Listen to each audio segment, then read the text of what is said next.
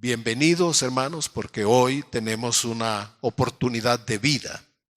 Tenemos el tiempo maravilloso para estudiar la palabra de Dios. Venir a este libro que es la fuente de vida, el espejo de Dios para mostrarnos cómo estamos, y en la palabra viva, la palabra que puede alimentar nuestros corazones. Y lo que vamos a encontrar en el libro del Génesis y el tema de hoy son 3 preguntas a Adán. Dios le hizo a Adán 3 preguntas y todos nosotros tenemos que responderlas. Dios se las hizo a Adán, pero nosotros tenemos también que responderlas y les voy a explicar por qué. Así que debemos, antes de entrar a nuestra lectura, debemos considerar que Dios nunca ha planeado nuestra derrota, nuestro fracaso, nuestro dolor o nuestras lágrimas. Dios no es un Dios que se goce en hacerle daño a una persona. Dice la Escritura que Él es bueno en gran manera y que su misericordia es para siempre. Y que cuando Él actúa porque ya no hay opciones. Cuando ya Dios interviene es porque dio todo el tiempo, el espacio para que una persona se vuelva a Él. Dios es un Padre que no desea el dolor ni la derrota de sus hijos, especialmente cuando Dios ha hecho todo lo posible para que tengamos la victoria. Yo he encontrado personas que lamentablemente tienen dificultad para estudiar, porque sus padres no tienen posibilidades y hacen esfuerzos, trabajan, les cuesta mucho para poder ir a la escuela. Y he conocido personas que tienen todo a su favor, dinero, vehículos, se les paga escuela y ¿qué creen? No quieren estudiar, no aprovechan la oportunidad que la vida que Dios les ha dado, ¿verdad? Así que el Señor ha hecho todo lo posible para que nosotros triunfemos. Vayamos de gloria en gloria, de triunfo en triunfo. El problema es cuando no sabemos, no entendemos a qué nos enfrentamos. Por eso estamos hablando de 3 niveles de conflicto donde los seres humanos batallamos.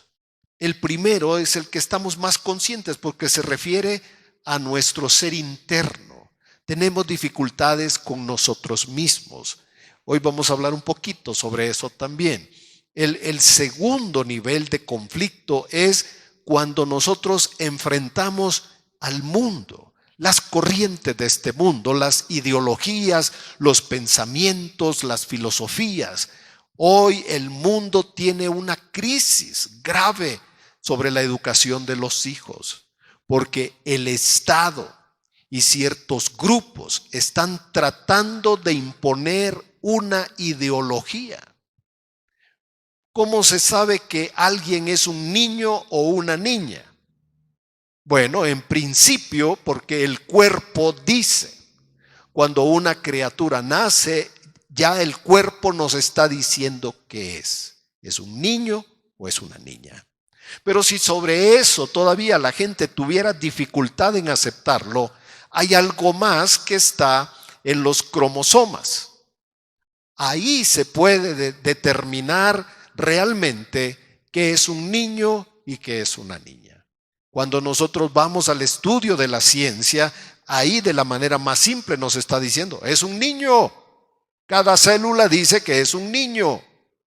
Pero hoy el mundo ha creado una forma de pensamiento donde dice que no, que eso no es cierto, que eso es una mentira, que el sexo, el género se define por la misma persona. Lo que hoy tenemos es un hombre de 40, de 50 años que dice él que él se percibe, que él cree, que él siente que es una niña de 8 años. Y como él es una niña de 8 años, quiere ir donde están los niños y jugar con sus amiguitas. porque ese es su derecho. Lo hay de todo, porque eso ya entra en un terreno donde se pierde la realidad y eso solo encuadra en algo que se conoce como locura. Si todos aquí dijéramos que somos pajaritos, ¿quién nos ha negado el derecho de volar? La naturaleza, porque no somos pájaros, ni somos perritos, ni somos otra cosa, ni un adulto es un niño, un adulto sigue siendo un adulto, un niño es un niño. Entonces, estas ideologías que ustedes deben estar orando, hermanos, no sé cuántos sepan ya que en los libros de educación del kinder, primer, segundo, tercer, cuarto, todo eso ya está en los libros que le quieren dar a los niños. Hay una lucha ahorita por la educación porque el mundo, tal vez los padres descuidan a los hijos, son un poquito descuidados, pero el mundo no, porque el mundo va sobre los hijos pequeños, los de kinder. Ellos están enfocados en desvirtuar a estas generaciones de la verdad, de la luz, del entendimiento, de lo que la Biblia enseña como algo normal. Entonces vivimos en un mundo que es contrario a Dios. ¿Y qué nos dice la carta de Juan? Que el mundo entero está bajo el maligno. Primera carta de Juan, capítulo 5 y el versículo 19. Pero todavía hay otro conflicto que todavía no lo hemos tocado y es ese que está en los cielos, en los aires. Dos reinos que están en contra, el reino de Dios y el reino de las tinieblas. Esta lucha no la escogimos nosotros. Es como los niños que están naciendo en Ucrania. Ellos no tienen la culpa, pero su país está siendo atacado, está siendo invadido. Ellos no lo saben, todavía no lo entienden, no encuentran razones, pero al nacer en ese país están sufriendo las consecuencias de una guerra. Así nosotros también. Ahora vamos a leer en el Génesis para encontrar las tres preguntas que Dios le hizo a Adán y que nosotros nos las tenemos que hacer también. Nuestra lectura empieza en Génesis capítulo 3, versículo 6, donde dice que la serpiente tentó a la mujer con el fruto prohibido, lo que Dios había dicho que no participaran. Dice el verso 6, y vio la mujer que el árbol era bueno. Fíjense cómo empieza. Ella vio con sus ojos, vio que era bueno para comer, que era agradable a los ojos y codiciable para alcanzar la sabiduría. Entonces ella tomó una acción, dice, tomó del fruto. Ya lo tenía en su mano, hizo algo más, lo comió, hizo algo más, se lo dio a su marido. Él también comió como ella, dice. El verso 7, entonces fueron abiertos los ojos de ambos y conocieron que estaban desnudos. Entonces cosieron hojas de higuera y se hicieron delantales. Versículo 8, ahora empiezan las cosas con Dios. Oyeron la voz de Jehová Dios que se paseaba en el huerto al aire del día. Y veamos la reacción del hombre y la mujer. Dice, y el hombre y su mujer, ¿qué hicieron? Se escondieron de la presencia de Jehová Dios entre los árboles del huerto. Podemos darnos cuenta que la primera emoción, el primer sentimiento después de haber pecado fue el temor, la vergüenza, alejarse de Dios. Y miren, hermanos, las cosas no han cambiado. Cuando una persona peca, tiene culpa en su conciencia y tiene vergüenza y se siente mal y se quiere alejar de Dios. Lo que Adán vivió es algo que los seres humanos también vivimos. Temor, vergüenza, alejamiento de Dios, todos tenemos lo mismo. Ahora vienen las preguntas de Dios, mucha atención. Versículo 9. Mas Jehová Dios llamó al hombre y le dijo, ¿dónde estás tú? Y él respondió, oí tu voz en el huerto y tuve miedo porque estaba desnudo y me escondí. Y Dios le dijo, la segunda pregunta, ¿quién te enseñó que estabas desnudo? Tercera pregunta. ¿Has comido del árbol de que yo te mandé no comieses? Ahora, esto pasó con Adán, pero nosotros tenemos que entender también que hay algo en esto que nosotros debemos responderle correctamente al Señor. Las preguntas son estas. Número 1, ¿dónde estás? La segunda pregunta es, ¿quién te enseñó? La tercera pregunta es, ¿has hecho lo que te dije que no hicieras? Ahora, nosotros podemos pensar que esto solo tiene que ver con Adán, no con nosotros. Sin embargo, nos vamos a dar cuenta que tiene que ver con nosotros porque nosotros somos descendencia de Adán. Y estas preguntas nos inquietan y puede ser que a la mayoría de las personas las ponga como a la defensiva, las ponga así como de lejitos, ¿verdad? Yo mejor de lejitos. Las personas dicen, yo sí creo en Dios, pero a mi manera. Ahora, si nos dijéramos, ¿por qué Dios nos va a preguntar a nosotros? Vamos a encontrar la respuesta en la primera carta a los Corintios, capítulo 15, verso 45. Y la razón es porque somos descendientes de Adán. Cuando tenemos los rasgos físicos muy fuertes de nuestra propia familia, cuando alguien nos ve, nos dice, tú eres de tal familia, tienes los ojos, tienes todo el cuerpo de tu abuelo, así se paraba tu abuelo, así hacía esto, así hacía lo otro, porque traemos rasgos de nuestros antepasados y nosotros tenemos rasgos de nuestro padre Adán. ¿Qué nos dice Corintios 15:45?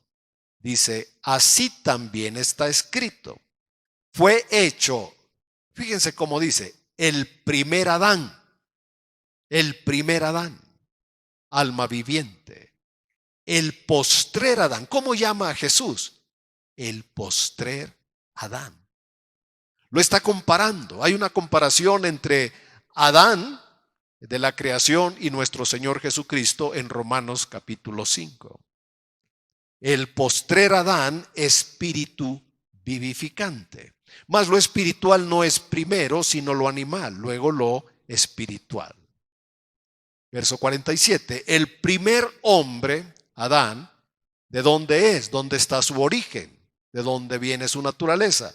Es de la tierra, es terrenal. El segundo hombre, nuestro Señor, que es el Señor, es del cielo. Y dice el verso 48 como una sentencia, como una conclusión. Cual el terrenal, tales también los terrenales. Y cual el celestial, tales también los celestiales. Y no sé si van a estar de acuerdo con el verso 49.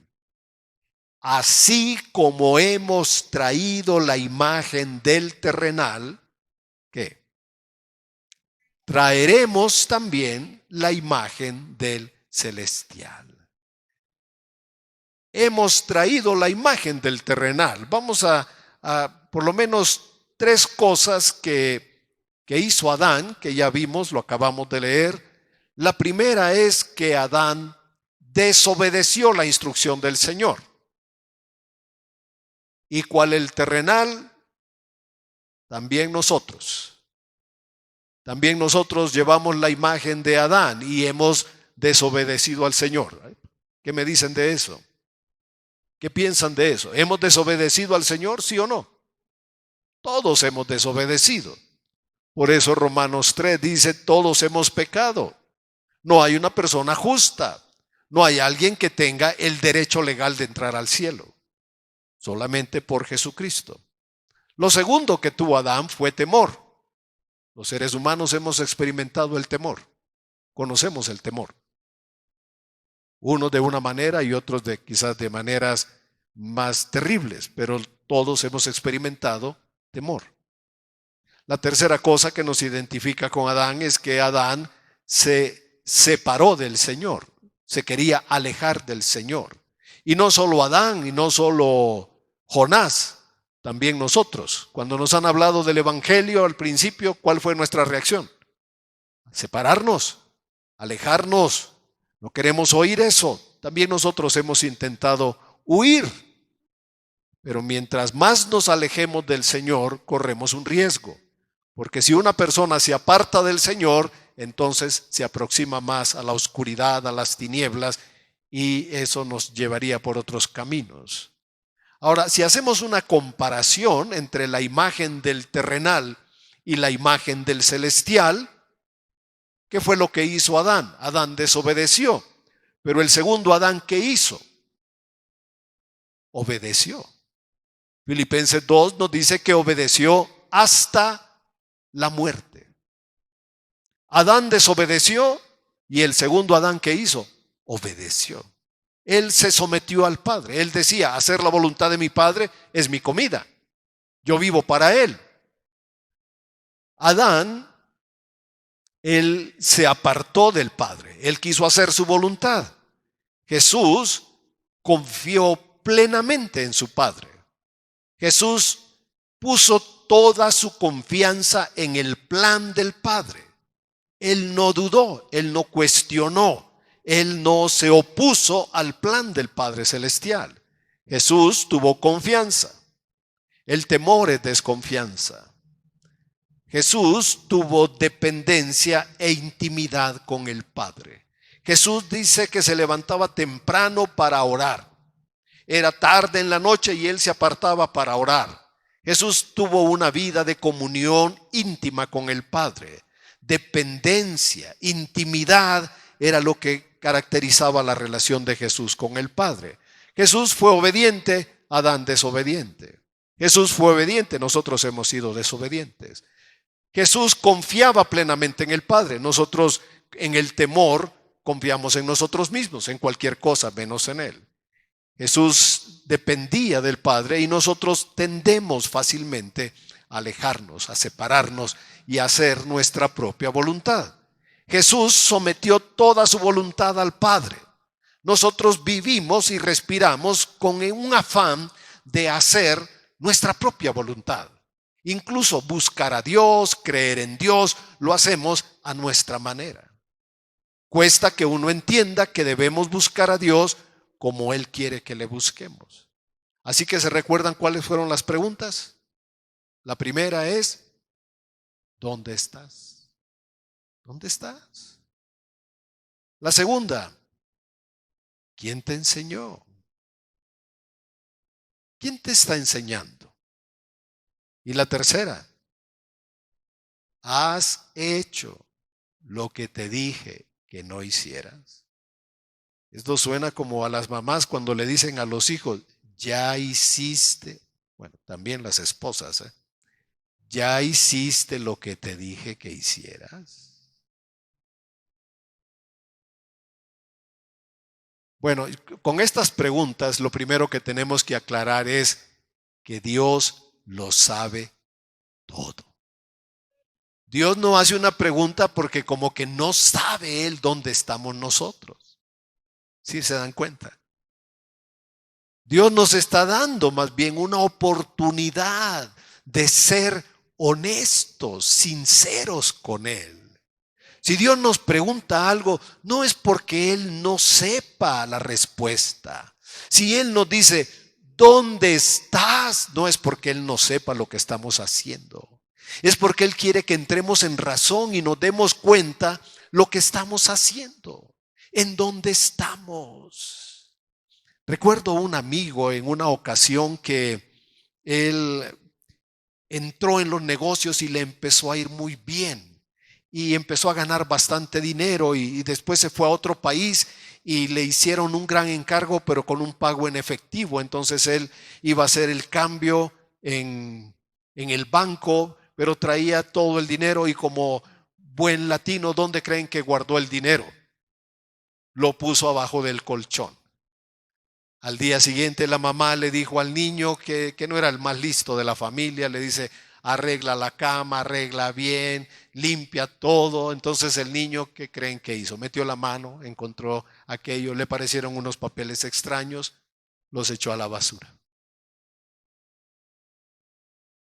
Eran cientos, miles, un equivalente, miles de pesos. Y el niño lo echó a la basura. Cuando el señor llega en la tarde, porque se había ido a hacer unas entregas de material, llega en la tarde, va a buscar debajo del colchón y la sorpresa, no está. Va con su esposa y le dice, mi amor, ¿dónde está el dinero? Y ella dice, ¿por qué me preguntas? Porque lo dejé debajo del colchón. Y dice, yo no lo he tomado. Esperaron al niño que viniera de la escuela y le dice, hijo, ¿qué pasó? Y dice, pues yo arreglé el colchón, me dijiste que lo limpiara, que sacara todo, arreglé la cama, el cuarto, todo. ¿Y qué pasó con lo que ahí había? Yo pensé que no servía, lo eché a la basura. Bueno, en la tarde mi amigo estaba investigando el recorrido del camión, se fue al basurero rogando por un milagro, caminaba entre la basura, la revolvía, quería encontrar su bolsita de plástico con el dinero, le rogaba a Dios un milagro.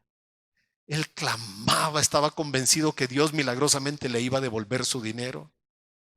Y cuando estaba él ahí, porque eso me lo contó él, desesperado clamando a Dios, dice que oyó en su cabeza que Dios le habló y le preguntó, él ya está con el Señor, Mario, ¿ya te diste cuenta dónde estás?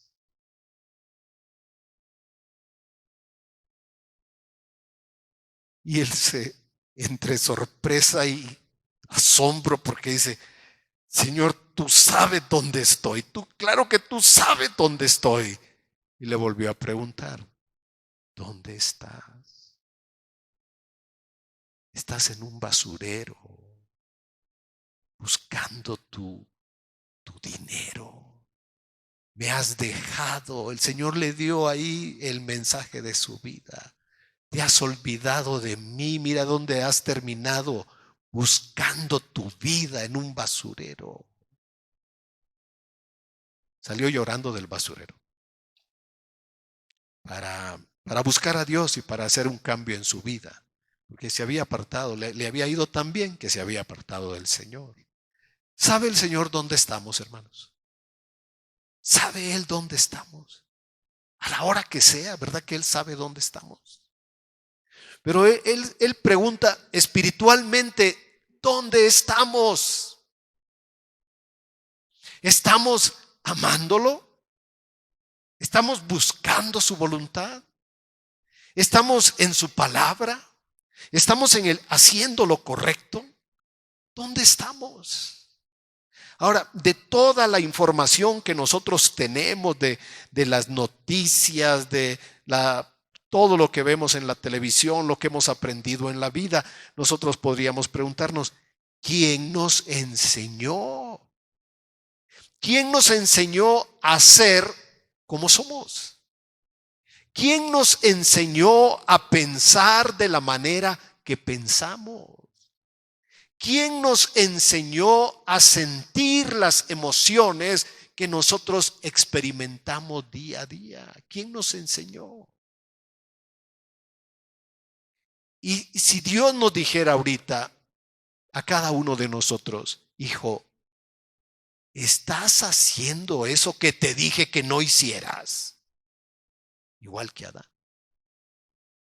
Ahora, lo que nosotros vamos a hacer, ¿verdad? Es tratar de darle respuesta al Señor con estas preguntas. Y vamos un momento para entender un poquito esto de la carne. Vamos a Gálatas en el capítulo 5 y verso 24. Aquí vamos a encontrar dos palabras que hablan del conflicto que tenemos internamente cada persona. Gálatas 5:24 dice así: pero los que son de Cristo han crucificado la carne con sus, y aquí hay dos palabras, con sus pasiones, pasiones y deseos. Los que son de Cristo. Y dijimos hace un momento, somos hijos de Dios. Cantamos, celebramos que somos hijos de Dios, somos de Cristo. Sin embargo, no se niega el hecho, somos de Cristo, pero hemos crucificado la carne. ¿Con qué? Con sus pasiones y deseos. Bueno, lo que podemos entender de los deseos es que son naturales, que son propios de nuestra naturaleza humana, que los deseos que nosotros tenemos son, vamos a decir, puestos por Dios. Tenemos un deseo, por ejemplo, el hambre, que es un deseo de alimento. Tenemos un deseo de descanso, que es el sueño. Tenemos un deseo de la atracción entre el esposo y la esposa. Tenemos un deseo que es normal y es natural. Pero ¿qué es la pasión entonces? La pasión es cuando esos deseos no se controlan, no se sujetan. ¿Y qué pasa? Que esos deseos terminan dominando a la persona y la persona se vuelve esclava de sus deseos y cae en pasiones que no las puede controlar. Una persona puede decir como un deseo, tengo un deseo de una copa, de un trago. Y si eso lo manifiesta constantemente y le gusta mucho, y después antes era una copa, una cerveza para la hora de la comida, pero ahora son 2, 3, ahora ya no es con la comida. Ahora se reúne con amigos que hacen eso. ¿Qué puede pasar en el tiempo? Que un día esta persona se acostumbra a vivir alcoholizado y ya no lo puede dejar. Cuando lo quiere dejar, entonces se da cuenta que no lo puede dejar. Lo internan en una clínica y sin embargo él ahí en la clínica, bajo un tratamiento para dejar el alcohol, él sigue anhelando el alcohol. Lo desea, sueña, se lo imagina. Las personas que caen en esos estados van a sus casas y sacan algo, roban cosas del hogar para irlos a vender y tener dinero para su droga, para su alcohol. Entonces se vuelve, primero era un deseo, un gusto, pero después fue un hábito, una costumbre, una pasión, una adicción que ya está fuera de control. Las personas en las adicciones son una prueba de que algo que fue un deseo ahora se vuelve una pasión incontrolable.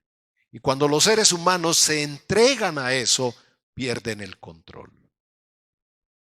Las personas, por ejemplo, hoy son arrastradas a la pornografía. Uno de los negocios más grandes es la pornografía.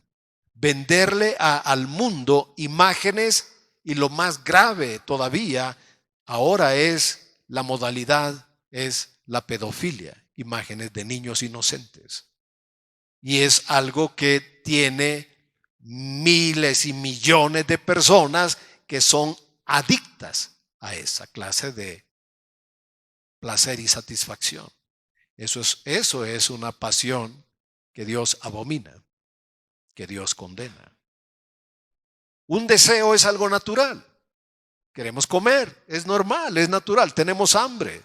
Pero cuando la persona come por compulsión, come por tratar de satisfacer algo interno, entonces está en un punto muy malo, muy equivocado. Por eso es que la Biblia hace una diferencia, como en este caso Gálatas, que nos dice que han crucificado la carne que tiene estas dos características, pasiones y deseos. Los deseos son normales y naturales, pero las pasiones son cuando se desbordan los deseos y ya no se pueden controlar. Por eso vamos a Efesios rápidamente. En el capítulo 2 dice el apóstol Pablo, versículo 3, que nosotros vivimos en otro tiempo, en los deseos de nuestra carne, en los anhelos, deseos, pasiones de nuestra carne. Dice, haciendo la voluntad de la carne y de los pensamientos. Y éramos por naturaleza hijos de ira, lo mismo que los demás. Vamos a Tito, capítulo 2, versículo 11. Porque la gracia de Dios, dice el apóstol Pablo, se ha manifestado para salvación a todos los hombres. Por gracia somos salvos. La gracia es el favor, el amor de Dios para todos nosotros. Por esa gracia somos salvos y se ha manifestado para salvación a todos los hombres. Versículo 12 dice, enseñándonos. ¿Qué es lo que hace Dios? Nos enseña a través de su palabra, a través de su espíritu, en el consejo y el contexto de toda la palabra, nos enseña algo. ¿Qué debemos hacer? Dice, renunciando a la impiedad y a qué más, a los deseos mundanos, esos deseos que el mundo provoca en nosotros, podamos vivir en este siglo de una manera como sobria, justa y piadosamente. Sobrio es el opuesto, el antónimo de ebrio. La persona ebria está bajo el efecto del alcohol. La persona sobria es la que tiene el control perfecto de su estado. Una persona que ha tomado alcohol y maneja, ella piensa que puede reaccionar bien, que puede manejar bien, aunque no. La persona sobria no tiene dificultades para manejar, está en pleno uso de sus facultades. El que está borracho no. Sobrio es sin alcohol, ebrio alcoholizado. Por eso dice que vivamos en este siglo de una manera sobria, sin nada que afecte nuestra mente, pensamiento, de una manera justa y piadosa. ¿Y qué más? Como iglesia aguardemos la esperanza bienaventurada y la manifestación gloriosa de nuestro gran Dios y Salvador Jesucristo, que nos recuerda, dice, se dio a sí mismo por nosotros para redimirnos de toda iniquidad y purificar para sí un pueblo propio, celoso de buenas obras. Esto habla, exhorta y reprende con toda autoridad. Nadie te menosprecie. ¿A qué debemos renunciar? A la impiedad, a una actitud falta de respeto. Por eso una de las cosas más importantes que debemos enseñar en el hogar y todos los niños deben aprender es el respeto. Respeto a los padres, a sus hermanos mayores, respeto a los maestros, respeto en la calle a otras personas. Cuando hablamos con cualquier persona, debemos hablar con respeto. No importa si es el que recoge la basura, debemos tratarlo con respeto. Los hijos de Dios debemos aprender a tratar a todas las personas con respeto. Así es como debemos ser nosotros. Las personas que no conocen a Dios son los que hacen toda clase de males, tratan a las demás personas como que no valieran. Así que nosotros debemos aprender a respetar y rechazar los deseos mundanos. Vamos a la carta de Juan y tratemos el asunto del mundo. El domingo pasado estábamos hablando de este pasaje, capítulo 2, versículo 15, la primera carta de Juan, donde enfáticamente nos dice, no amen al mundo, ni las cosas que están en el mundo. Es más clara la palabra de Dios para nosotros. No amen al mundo, ni las cosas que están en el mundo. Si alguno ama al mundo, el amor del Padre no está en él. Quiere decir que Dios no llena todavía nuestro corazón porque amamos otras cosas. Como que nos seduce y nos atrae y eso llena nuestra vida de felicidad y no permitimos que sea el Señor quien nos haga felices, plenos en nuestros corazones. Ahora, todavía nos sigue diciendo, nos sigue aclarando el panorama. El verso 16 dice, no ames el mundo. ¿Sabes por qué? Porque todo lo que hay en el mundo, ¿qué hay en el mundo? Nos dice, los deseos de la carne, esos deseos y pasiones que nos decía Gálatas. ¿Qué más? los deseos de los ojos. ¿Y qué más? La vanagloria de la vida, el orgullo, la soberbia de la vida. Eso no proviene del Padre, sino del mundo.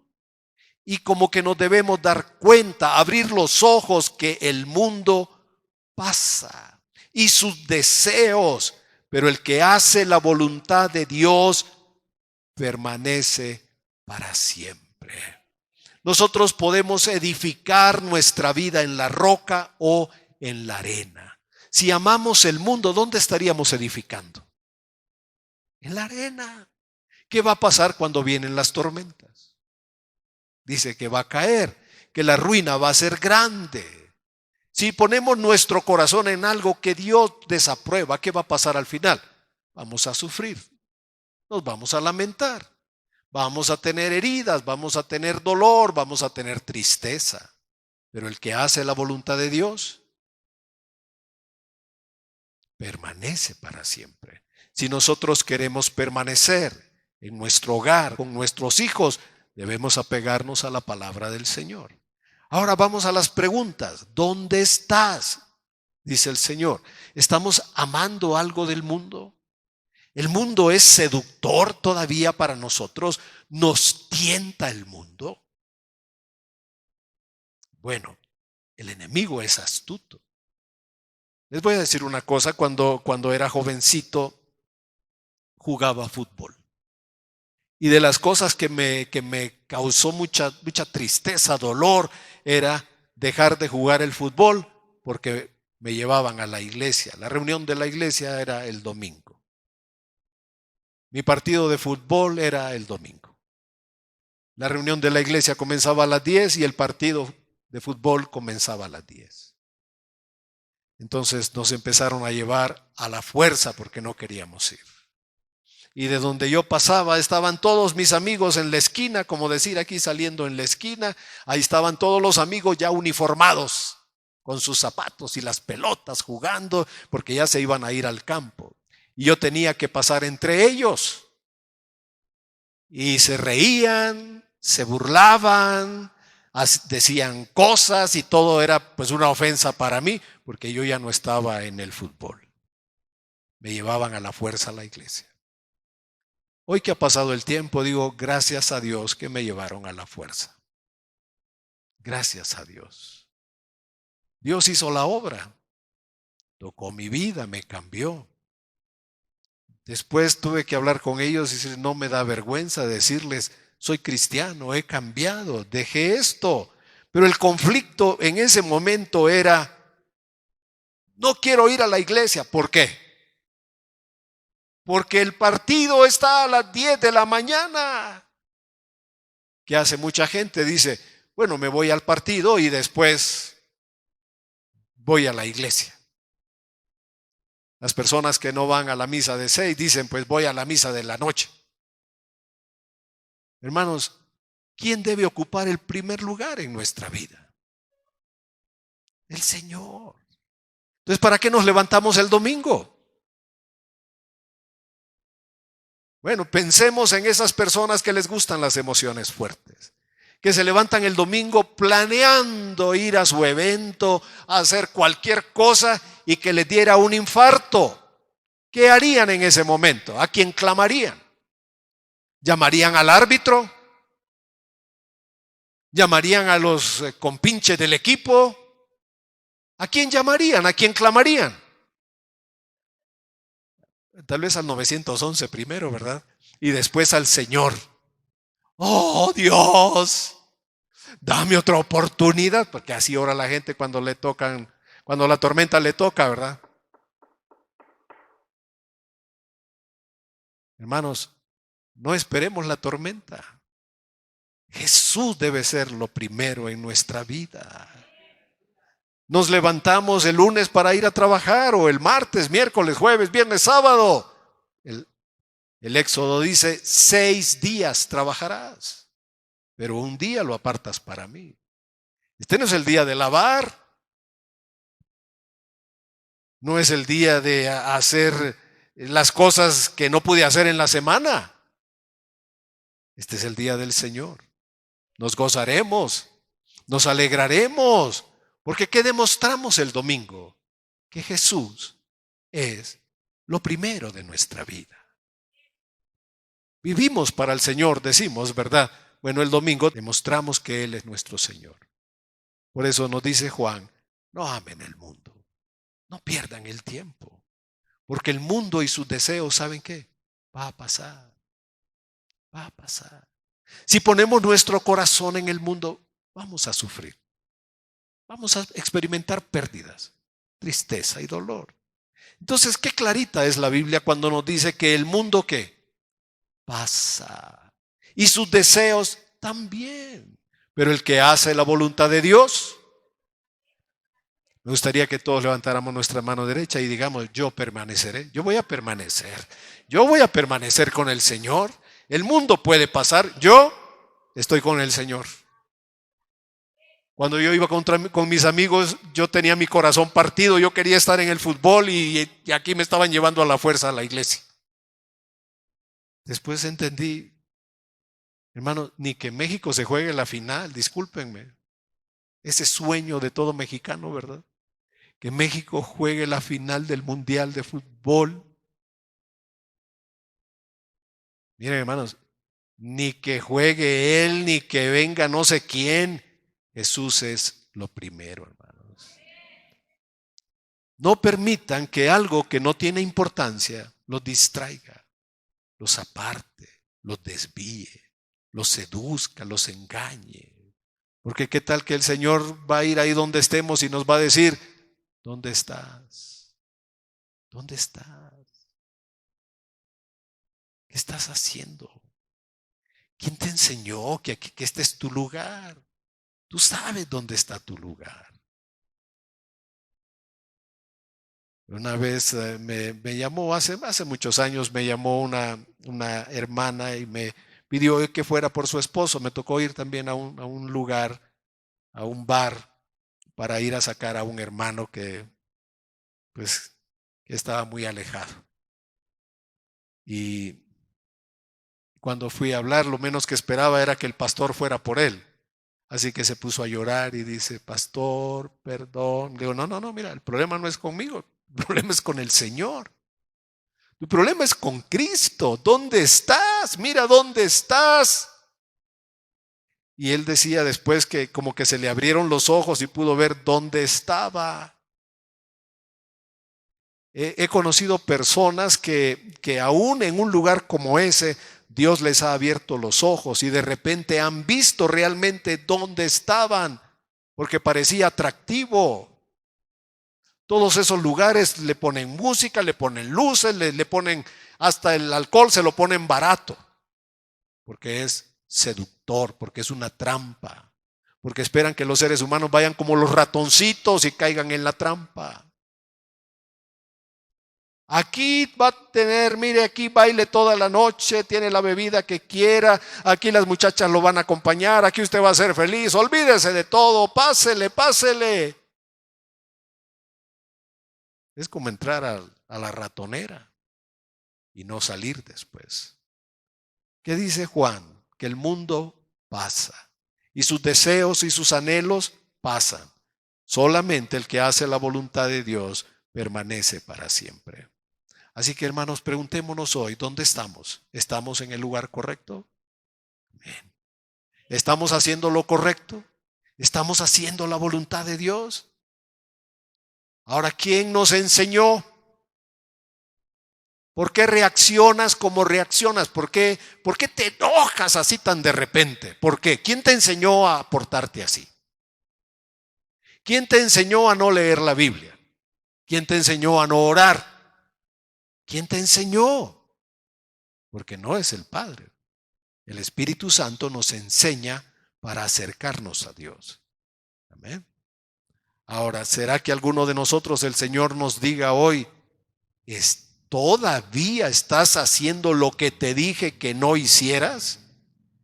¿Hay algo en específico que el Señor nos está diciendo, no lo hagas? Te he dicho que no lo hagas, que no sigas por ese camino.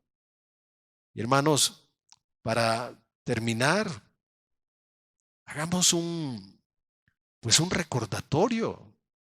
Nosotros no somos del mundo, estamos en el mundo, somos parte de este mundo.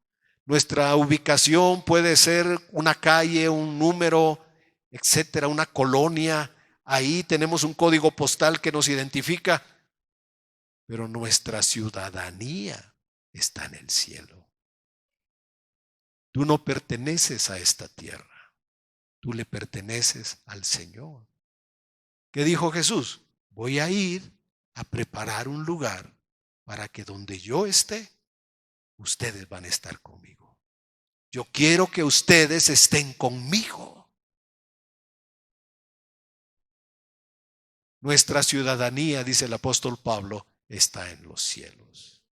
Entonces, hermanos, de la manera más sensata, no amemos el mundo. Aprendamos a discernir este mundo, estas filosofías, estos pensamientos.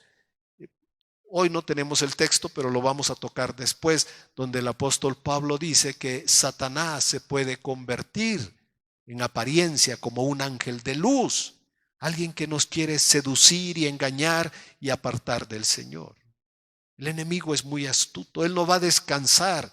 Mientras nosotros pensamos, ay, que mis niños crezcan y ya me desentienda de ellos, el enemigo está pensando cómo los va a seducir ahorita a los 4 años, o cómo los va a engañar a los 8, o cómo los va a engañar a los 15 o a los 20.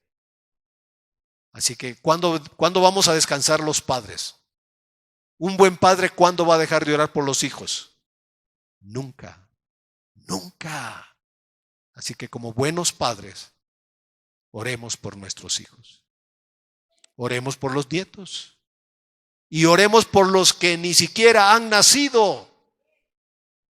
¿Alguien conoce, sabe del hermano Billy Graham o Graham, que él era un predicador y viajó por todo el mundo, fue muy famoso? Él oraba por sus hijos antes que nacieran y oraba por la pareja de sus hijos desde antes que nacieran. Nosotros esperamos a los 20, 25 años cuando anda alguien por ahí brincoteando, entonces digo, ay Señor, te pido por la pareja, la voluntad perfecta, Padre, el siervo que tú has preparado. Hermanos, estamos 25 años tarde. ¿Cuándo debimos haber empezado a orar? Ayer, ¿verdad? No quiero presumir ni lo tomen a mal. Nosotros oramos por los hijos, no sabíamos lo que íbamos a tener, pero los dedicamos al Señor mucho antes que fueran concebidos. Y los años que tienen son los años que hemos estado orando por ellos, que Dios cumpla su propósito y su voluntad en ellos. Como padres, no bajemos la guardia, hermanos. No bajemos la guardia. Amén. Aprendamos a discernir este mundo. Démonos cuenta que el mundo pasa. Lo que hoy nos es un gran atractivo pasará con todos sus deseos. Y solamente el que haga la voluntad de Dios va a permanecer para siempre. Vamos a orar. Quisiera orar con ustedes y orar por ustedes. Cuando nosotros venimos al Señor y el Señor nos dice que nos ama, que quiere perdonar nuestros pecados, que nos quiere tomar por hijos, que quiere poner su Espíritu Santo en nuestros corazones, que nos quiere llevar a la luz, que nos quiere llevar a la verdad, a la justicia, a la rectitud, que tiene interés de enseñarnos la luz de su reino, la luz de su rostro. Por eso la bendición de los levitas decía que el Señor haga resplandecer su rostro sobre ti. Que el Señor llene tu corazón, que el Señor guíe tu mente, tus pensamientos, que la meditación de tu corazón esté en estas palabras de vida eterna.